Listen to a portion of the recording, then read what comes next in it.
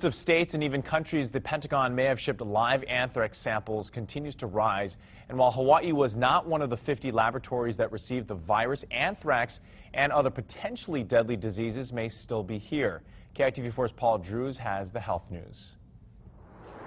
Anthrax is caused by a particular type of bacteria that not every lab can study.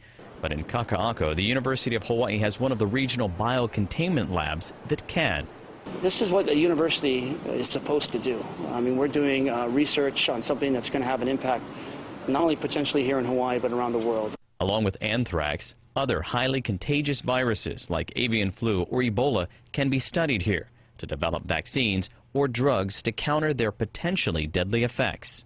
I think the Ebola virus showed the world what could happen if one of these diseases breaks out and is out of control. And it's because of the important work being done at this biolab here at the University of Hawaii and biolabs across the country that make sure that we're fighting this fight. The Ebola outbreak also showed what can happen when things go wrong with the handling of deadly pathogens, even to those trained to deal with these microscopic killers.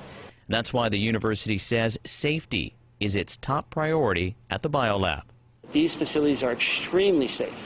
There are levels of security involving physical barriers. The UH Biolab hasn't reported any accidental release of hazardous virus or other deadly specimen, but the lab has been cited for a number of other infractions. The university reported problems to the National Institute of Health of specimen vials mistakenly being left around its Kaka'ako campus, inadvertent needle sticks during research, or even personnel conducting unapproved genetic research without proper biosafety hazard training.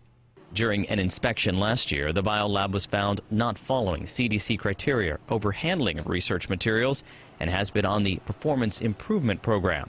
While the school works to get its procedures up to national standards, it wants to reassure the public the biolab remains safe.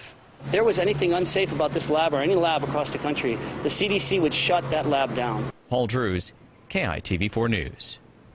All right, so what is done to ensure that specimen samples are safeguarded when they are mailed to the labs? Well, they have to be triple wrapped in sealed specimen bags and wrapped with absorbent materials, then put inside a secondary container that is leak-proof and watertight, then finally put into a regular shipping package. Some specimens also have to be temperature controlled during shipment.